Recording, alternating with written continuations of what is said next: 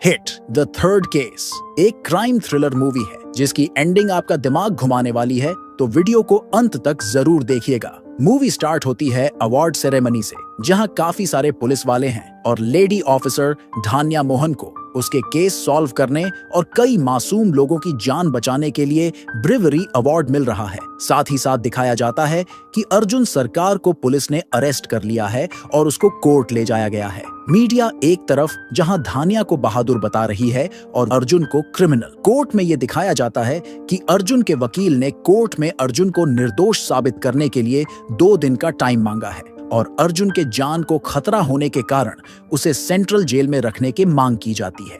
दूसरी तरफ दिखाया जाता है कि एक औरत अपनी 9 महीने की बच्ची के मिसिंग का कंप्लेंट लिखाने पुलिस स्टेशन आई है। अब मूवी शिफ्ट होती है अर्जुन पर, जो कि अब सेंट्रल जेल पहुंच चुका है। अर्जुन ने अपने पास्ट में कई लोगों को जेल पहुंचाया था, इसलिए कई कैदी उसको मारने के लिए आगे बढ़ने लगते हैं। तभी बहुत दिनों से सजा काट रहा एक पावरफुल कैदी वहां आता है, जो सभी लोगों को रोकता है और अर्जुन को अपने लॉकअप रूम में ले जाता है। वह आदमी अर्जुन को उसकी सेफ्टी के लिए एक चाकू देता है और पूछता है कि तुम इतने बड़े पुलिस वाले हो, तुमने ऐसा क्या कर दिया कि तुम्हें आज यहाँ आना पड़ा। अर्जुन अपना फ्लैशबैक बताना स्टार्ट करता है और मूवी शिफ्ट होती है जंगल में, जहाँ अर्जुन एक बड़े से गिद्ध को मीट खिला रहा होता है और उसी जंगल के रिवर के ऊपर एक इंसान को उल्टा लटका के उसका गला काट देता है और खुद इस किलिंग का वीडियो भी शूट करता है। उसके बाद हम देखते हैं कि अर्जुन वाइजाग के होमिसाइड इंटरवेंशन टीम यानी हिट की बिल्डिंग में आता है, जहां हमें डीजीपी नागेश्वर राव को दिखाया जाता है, जो अर्जुन को उसकी टीम से इंट्रोड्यूस कराता है। यानी आज अर्जुन का यहाँ पहला दिन था,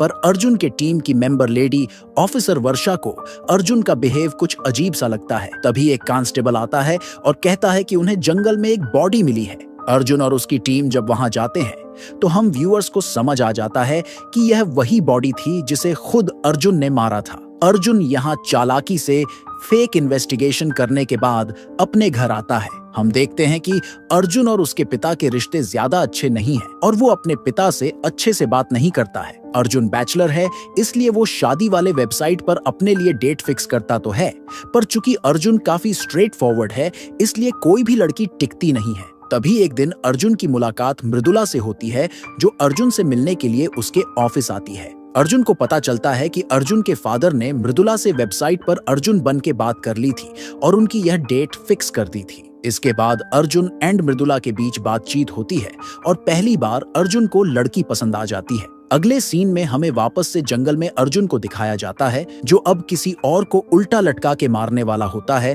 और खुद की वीडियो भी शूट कर रहा होता है। लेकिन तभी वहां अर्जुन की टीम की एक ऑफिसर वर्षा आ जाती है और अर्जुन पर गन तान देती है। वर्षा बताती है कि वो अर्जुन के बिहेव को पहले दिन से ही नोटिस कर रही थी और उस पर नजर रखे हुए थी, पर अर्जुन के सामने उसकी एक नहीं चलती और अर्जुन उसे बेहोश कर देता है। वर्षा जब होश में आती है तो अर्जुन उसके सामने ही वो दूसरा कत्ल भी कर देता है और उसका वीडियो भी बनाता है, जिससे वो लेडी ऑफिसर अर्जुन को गुस्से में बोलती है कि you don't deserve to be a cop. यह सुनकर अर्जुन गुस्से में बताता है कि उसने अभी अभी जिसे मारा है, उसने कई मासूम छोटी लड़कियों को अपना शिकार बनाया था। और उसके बाद अर्जुन अपना फ्लैशबैक बताना स्टार्ट करता है। फिर मूवी शिफ्ट होती है जम्मू एंड कश्मीर के श्रीनगर में, जहां अर्जुन एक क्राइम सीन पर आता है और एक मरे हुए इंसान को उल्टा लटका हुआ देखता है। वहां अर्जुन एक गाड़ी के टायर के निशान भी देखता है। बॉडी एग्जामिन करने पर अर्जुन को पता चलता है कि डेड बॉडी से 3 ऑर्गन मिसिंग है और गाड़ी के टायर के निशान किसी बोलेरो के थे। अर्जुन इन्वेस्टिगेट करता है और उस क्रिमिनल के घर तक पहुंच जाता है,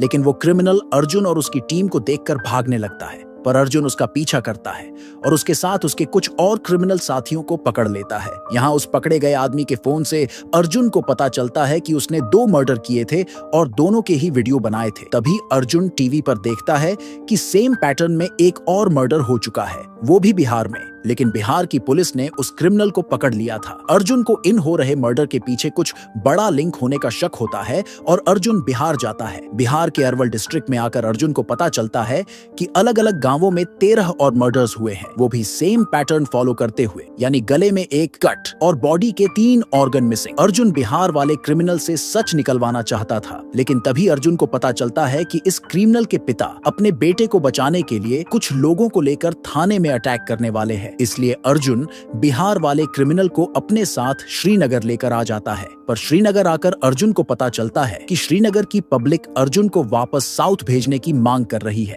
और उसके अगेंस्ट हो चुकी है। एक्चुअली अर्जुन ने जिस किलर के आदमियों को मारकर बेहाल किया था उनमें से कुछ आजाद कश्मीर एक्टिविस्ट थे। तभी अर्जुन की टीम को श्रीनगर वाले क्रिमिनल के घर से एक चाकू मिलता है जिसपे CTK लिखा हुआ होता है। अर्जुन नोटिस करता है कि उस बिहार वाले क्रिमिनल के हाथ पर भी CTK का एक टैटू बना हुआ होता है। अर्जुन अपने ब्रूटल इन्वेस्टिगेशन और दिमाग से उन क्रिमिनल से ये पता करवा लेता है कि CTK असल में एक डार्क वेब की वेबसाइट है जिसका फुल फॉर्म था कैप्चर टॉर्चर किल। यह वेबसाइट असल में साइको किलर्स का वेबसाइट था जिसमें यह किलर्स खास पैटर्न को फॉलो करते हुए अपने द्वारा किए गए 2 मर्डर की वीडियो अपलोड करके इस वेबसाइट के मेंबर बन सकते थे, जिसके जरिए यह लोग CTK कम्युनिटी का हिस्सा बन रहे थे। CTK साल में एक बार यह अपने सभी मेंबर्स को एक सीक्रेट जगह मिलने बुलाते थे और वो मीटिंग जल्द होने वाली थी, इसलिए देश में हर जगह से ऐसे केसेस दर्ज हो रहे थे। पर इधर उन आजाद कश्मीर एक्टिविस्ट में से एक इंसान की ज्यादा मार की वजह से अस्पताल में मौत हो जाती है और श्रीनगर वाला किलर अर्जुन की ब्रुटैलिटी देखकर खुद को लॉकअप में ही गोली मार लेता है, जिस कारण श्रीनगर में पॉलिटिकल इश्यू पैदा होने लगते हैं और अर्जुन का ट्रांसफर वाइजाग में कर दिया जाता है। इसलिए अर्जुन उस CTK वेबसाइट को चलाने वाले को पकड़ने के लिए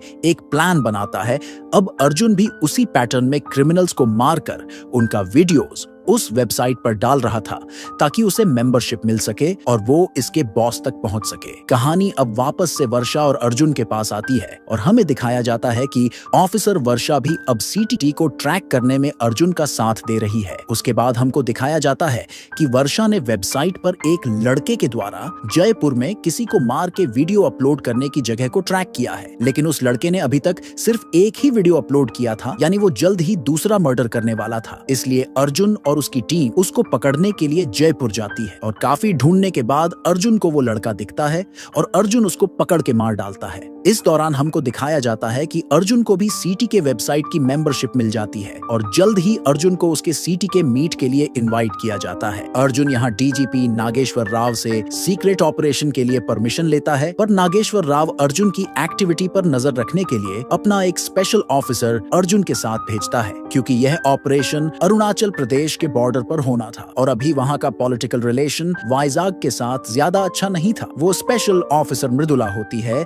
जिसे अर्जुन देखकर शॉक हो जाता है। ट्रेन में अर्जुन अपनी टीम यानी वर्षा, दिवाकर और मृदुला के साथ प्लान बनाता है और मृदुला भी अर्जुन को बताती है कि वो उसे तब से पसंद करती है जब अर्जुन पहली बार उसकी एकेडमी में चीफ गेस्ट बनकर आया था और अंत में दोनों में सुलह हो जाती है। इसके बाद अर्जुन CTK की बताई हुई लोकेशन में पहुंचता है। प्लान के मुताबिक अर्जुन को उसकी टीम चुपके चुपके से फॉलो भी करती है, पर CTK आदमी इतने शातिर तरीके से अर्जुन को ले जाते हैं कि अर्जुन की टीम अर्जुन का पीछा नहीं कर पाती है और उनके 3 अलग अलग ठिकानों में पहुंच जाती है। अर्जुन जब CTK की बिल्डिंग में पहुंचता है तो वहां अल्फा की एंट्री होती है जिसका रोल प्रतीक बब्बर ने प्ले किया है। इसके बाद हमें पता चलता है कि आज के दिन यहाँ नए CTK मेंबर्स को लेकर एक रिचुअल होगा जिसमें हर नए मेंबर को व्हाइट कोट पहनाया जाता है, जिसमें से एक अर्जुन भी होता है। पर इस रिचुअल के दौरान एक लड़की को बहुत ही बुरे तरीके से मार दिया जाता है और इसके बाद CTK टीम मेंबर्स पार्टी करने लगते हैं।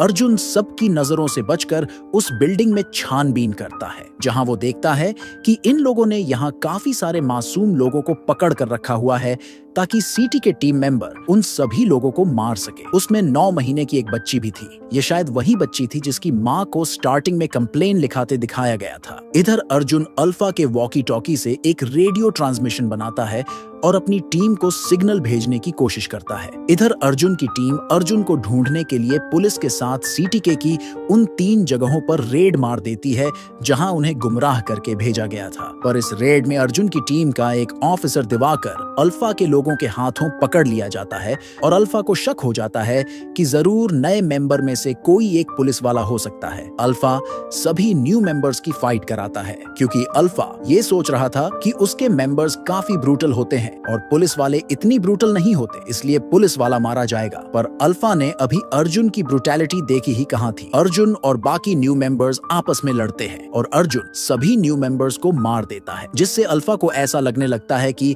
अर्जुन जरूर एक ट्रेंड पुलिस वाला है। लेकिन तभी अल्फा के लोग अर्जुन के सामने उसी के टीम के ऑफिसर दिवाकर को लेकर आते हैं। अल्फा यहाँ अर्जुन द्वारा दिवाकर को भी खत्म करने को बोलता है, पर अर्जुन बड़े ही चालाकी से उसको सिर्फ पीटता है और अल्फा को यह विश्वास दिला देता है कि वह पुलिस वाला नहीं है। उसके बाद अकेले में अर्जुन अपने टीम के ऑफिसर दिवाकर को प्लान समझाता है कि उन मासूम लोगों को कैसे बचाना है और फिर 150 से अधिक सीटी के मेंबर्स और अर्जुन के बीच काफी ब्रुटैलिटी के साथ फाइट देखने को मिलती है। सही मायने में अर्जुन 150 साइको किलर से अकेले लड़ रहा था, इसलिए वो बहुत बुरी तरह से घायल हो जाता है और 100 लोगों को मारते मारते अर्जुन की भी हालत टाइट हो चुकी थी। इधर मृदुला और वर्षा को जंगल से रेडियो सिग्नल्स मिलते हैं, जिसे अर्जुन ने उसी गिद्ध के पंखों पर लगाया था जिसे वो हर रोज खाना खिलाता था। ऑफिसर मृदुला और वर्षा अपनी टीम के साथ सीटी के ठिकाने पर पहुंच जाती है। यहाँ अर्जुन और उन मासूमों को बचाने के लिए उनके साथ आता है ऑफिसर आदि विशेष, जो कि हिट 2 में पुलिस ऑफिसर था। यहाँ सभी मिलकर